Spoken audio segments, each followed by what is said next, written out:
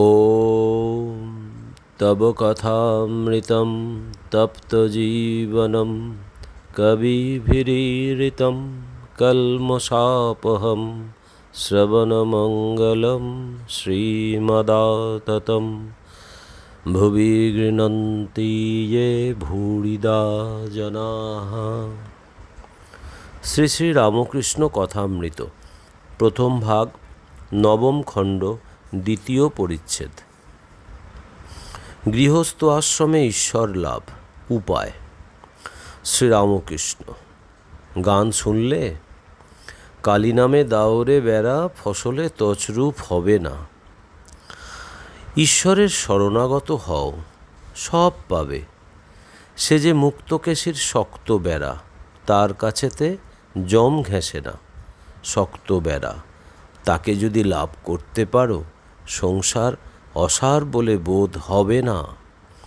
যে তাকে জেনেছে সে দেখে যে জীব জগৎ সে তিনিই হয়েছেন। ছেলেদের খাওয়াবে যেন গোপালকে খাওয়াচ্ছ। পিতামাতাকে ঈশ্বর ঈশ্বরই দেখবে ও সেবা করবে। তাকে জেনে সংসার করলে বিবাহিতা স্ত্রীর সঙ্গে প্রায় ঐহিক সম্বন্ধ থাকে না। দুজনেই ভক্ত, কেবল ঈশ্বরের কথা কয়, ঈশ্বরের প্রসঙ্গ লয়ে থাকে। ভক্তের সেবা করে, সর্বভূতে তিনি আছেন, তার সেবা দুজনে করে। প্রতিবেশী। মহাশয়, এরূপ স্ত্রী পুরুষ তো দেখা যায় না। শ্রীরামকৃষ্ণ। আছে, অতি বিরল। বিষয়ী লোকেরা তাদের চিনতে পারে না। তবে এরূপটি হতে গেলে দুজনেরই ভাগ হওয়া চাই। দুজনেই যদি সেই ঈশ্বর আনন্দ পেয়ে থাকে, তাহলেই এটি সম্ভব হয়। ভগবানের বিশেষ কৃপা চাই, না হলে সর্বদা অমিল হয়। একজনকে তফাতে যেতে হয়। যদি না মিল হয়, তাহলে বড় যন্ত্রণা। স্ত্রী হয়তো রাত দিন বলে, বাবা কেন এখানে বিয়ে দিলে? না খেতে পেলুম, না বাচ্চাদের খাওয়াতে পারলুম, না পড়তে পেলুম, না বাচ্চাদের পড়াতে পেলুম, না একখানা গয়না। তুমি আমায় কি সুখে রেখেছ? চক্ষু বুজে ঈশ্বর ঈশ্বর করছেন, ওসব পাগলামি ছাড়ো। ভক্ত। এসব প্রতিবন্ধক আছে, আবার হয়তো ছেলেরা অবাধ্য, তারপর কত আপদ আছে। তবে মহাশয় উপায় কি? শ্রীরামকৃষ্ণ। সংসারে থেকে সাধন করা বড় কঠিন, অনেক ব্যাঘাত। তা আর তোমাদের বলতে হবে না। রোগ, শোক, দারিদ্র্য, আবার স্ত্রীর সঙ্গে মিল নাই, ছেলে অবাধ্য, মূর্খ, গোঁয়ার। তবে উপায় আছে। মাঝে মাঝে নির্জনে গিয়ে তাকে প্রার্থনা করতে হয়।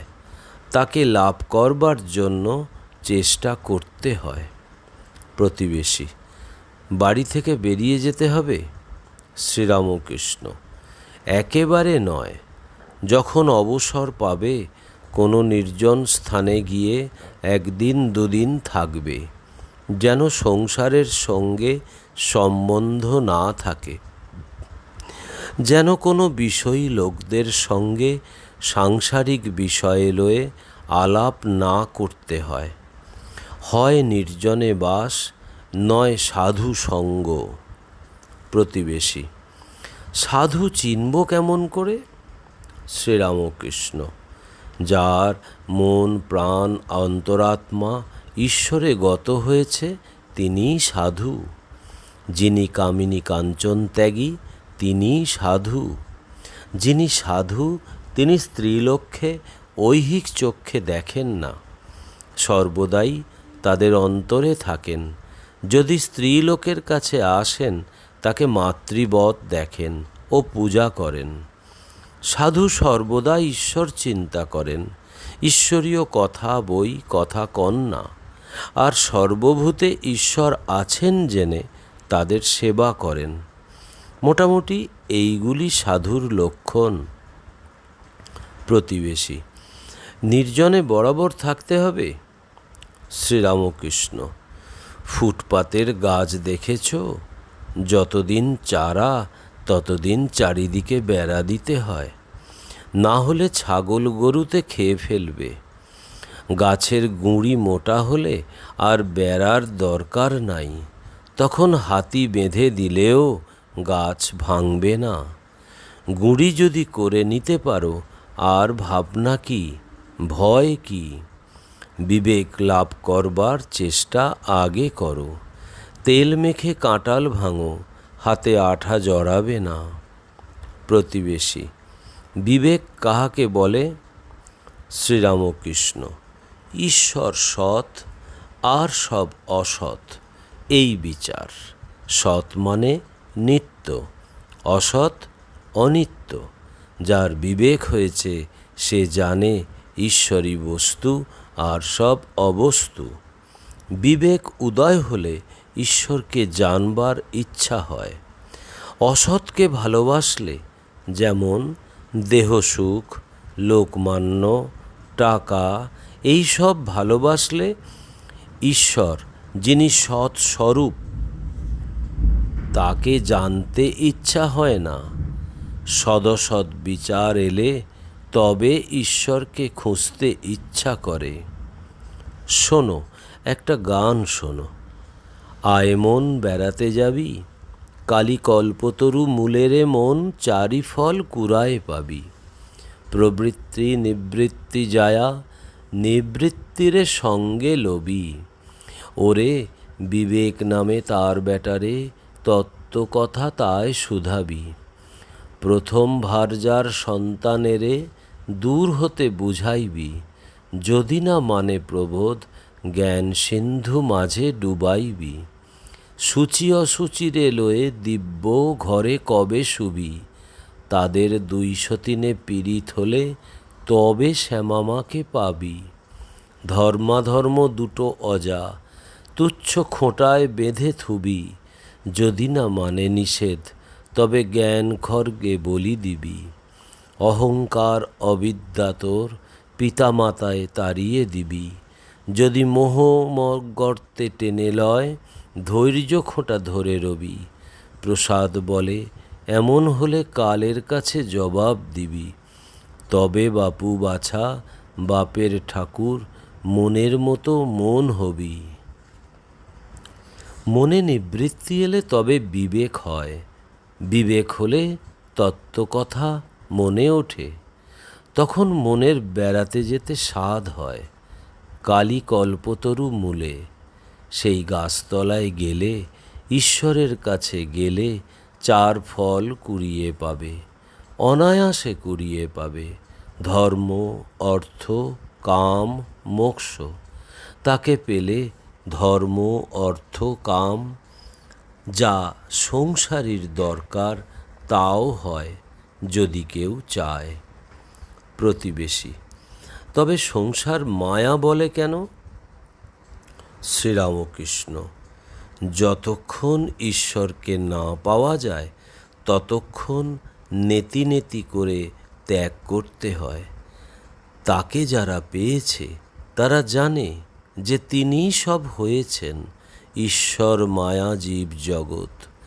তখন বোধ হয় জীব জগৎ শুদ্ধ তিনি।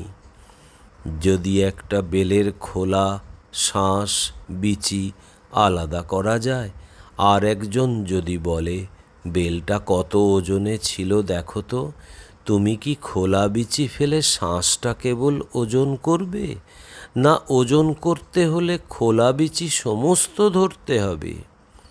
ধরলে তবে বলতে পারবে বেলটা এত ওজনে ছিল। খোলাটা যেন জগৎ, জীবগুলি যেন বিচি। বিচারের সময় জীব আর জগৎকে অনাত্মা বলেছিলে, অবস্তু বলেছিলে। বিচার করবার সময় শ্বাসকেই সার, খোলা আর বিচিকে অসার বলে বোধ হয়। বিচার হয়ে গেলে সমস্ত জড়িয়ে এক বলে বোধ হয়। আর বোধ হয় যে সত্তাতে শ্বাস নেই, সেই সত্তা দিয়েই বেলের খোলা আর বিচি। হয়েছে। বেল বুঝতে গেলে সব বুঝিয়ে যাবে। অনুলোম বিলোম, ঘোলেরই মাখন, মাখনেরই ঘোল। যদি ঘোল হয়ে থাকে তো মাখনও হয়েছে, যদি মাখন হয়ে থাকে তাহলে ঘোলও হয়েছে। আত্মা যদি থাকেন তো অনাত্মাও আছে। যারই নিত্য তারই লীলা, যারই লীলা তারই নিত্য। যিনি ঈশ্বর বলে গোচর হন তিনি জীবজগৎ হয়েছেন। যে জেনেছে সে দেখে যে তিনি সব হয়েছেন। বাপ মা ছেলে প্রতিবেশী জীব জন্তু ভালো মন্দ সূচি অসুচি সমস্ত প্রতিবেশী। তবে পাপ পুণ্য নাই? শ্রীরামকৃষ্ণ: আছে আবার নাই। তিনি যদি অহং তত্ত্ব ইগো রেখে দেন তাহলে ভেদ বুদ্ধিও রেখে দেন, পাপ পুণ্য জ্ঞানও রেখে দেন। তিনি দু একজনেতে অহংকার একেবারে পুঁছে ফেলেন। তারা পাপ পুণ্য ভালো মন্দের পার হয়ে যায়। ঈশ্বর দর্শন যতক্ষণ না হয় ততক্ষণ ভেদ বুদ্ধি ভালো মন্দ জ্ঞান থাকবেই থাকবে। তুমি মুখে বলতে পারো আমার পাপ পুণ্য সমান হয়ে গেছে, তিনি যেমন করাচ্ছেন তেমনই করছি, কিন্তু অন্তরে জানো যে ওসব কথা মাত্র। মন্দ কাজটি করলেই মন ধুক ধুক করবে। ঈশ্বর দর্শনের পরও তার যদি ইচ্ছা হয় তিনি দাস আমি রেখে দেন। সে অবস্থায় ভক্ত বলে আমি দাস তুমি প্রভু। সে ভক্তের ঈশ্বরীয় কথা ঈশ্বরীয় কাজ ভালো লাগে। ঈশ্বর বিমুখ লোককে ভালো লাগে না। ঈশ্বর ছাড়া কাজ ভালো লাগে না। তবেই হলো এরূপ ভক্তেতেও তিনি ভেদ বুদ্ধি রাখেন। প্রতিবেশী: মহাশয় বলছেন ঈশ্বরকে জেনে সংসার করো, তাকে কি জানা যায়? শ্রীরামকৃষ্ণ: তাকে ইন্দ্রিয় দ্বারা বা এ মনের দ্বারা জানা যায় না। যে মনে বিষয় বাসনা নাই সেই শুদ্ধ মনের দ্বারা তাকে জানা যায়। প্রতিবেশী: ঈশ্বরকে কে জানতে পারে? শ্রীরামকৃষ্ণ: ঠিক কে জানবে? আমাদের যতটুকু দরকার ততটুকু হলেই হলো। আমার এক পাত কুয়া জলের কি দরকার? এক ঘটি হলেই খুব হলো। চিনির পাহাড়ের কাছে একটা পিঁপড়ে গেছিল, তার সব পাহাড়টার কি দরকার? একটা দুটো দানা হলেই হেউ ঢেউ হয়। প্রতিবেশী: আমাদের যে বিকার এক ঘটি জলে হয় কই? ইচ্ছা করে ঈশ্বরকে সব বুঝে ফেলি। শ্রীরামকৃষ্ণ: তা বটে, কিন্তু বিকারের ঔষধও আছে। প্রতিবেশী: মহাশয় কি ঔষধ? শ্রীরামকৃষ্ণ: সাধু সঙ্গ, তার নাম গুণগান, তাকে সর্বদা প্রার্থনা।